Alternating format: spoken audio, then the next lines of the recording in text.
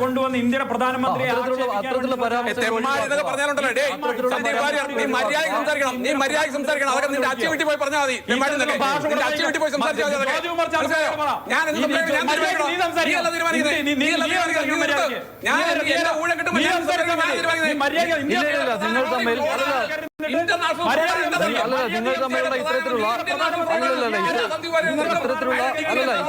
വ്യക്തിപരമായ പരാമർശങ്ങൾ വേണ്ട. സന്ദീപ് ജ്യോതികുമാർ ചാമക്കാല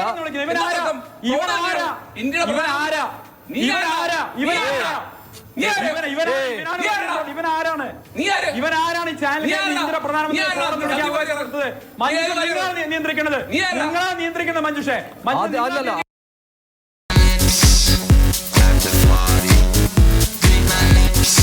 എന്തുവന്നു സന്തോഷമാണ്. വ്യക്തിപരമായി ഒരു എതിരാളിയെ നഷ്ടപ്പെട്ട വിഷമമുണ്ട്. എങ്കിലും എന്റെ കേട്ടില്ല, വ്യക്തിപരമായ ഒരു എതിരാളിയെ നഷ്ടപ്പെട്ട വിഷമം കൂടി ഉണ്ട്. എങ്കിലും എന്റെ പാർട്ടിയിലെ സന്ദീപിന് ഈ പാർട്ടിയിൽ നന്നായി ശോഭിക്കാൻ കഴിയും. വ്യക്തിപരമായും അതുപോലെ തന്നെ അദ്ദേഹത്തിന്റെ അക്കാഡമിക് ഇൻട്രസ്റ്റിലും നന്നായി ശോഭിക്കാൻ കഴിയും. അതിനപ്പുറത്തേക്ക് സന്ദീപിനെ നന്നായി പ്രയോജനപ്പെടുത്താൻ കഴിയും. നന്നായി എക്സ്പ്ലോർ ചെയ്യാൻ കഴിയുന്ന ഒരു വ്യക്തിത്വമാണ് അത്. തീർച്ചയായിട്ടും അത്തരത്തിൽ ഒരു സ്ഥാനലബ്ധിയിലൂടെയൊക്കെ അദ്ദേഹത്തിന് ഉന്നതങ്ങളിലേക്ക് എത്താൻ കഴിയുന്നുള്ള ഒരു തർക്കവും വേണ്ട. ഓക്കെ,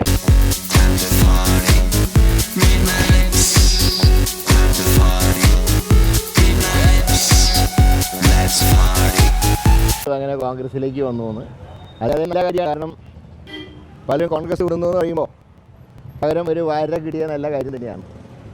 പക്ഷെ അദ്ദേഹത്തിന് 2 ആഴ്ച മുമ്പ് വന്നിരുന്നെങ്കിൽ വയനാട് പ്രിയങ്ക ഗാന്ധിക്ക് വേണ്ടി പ്രചരണത്തിനെങ്കിലും പോവായിരുന്നു.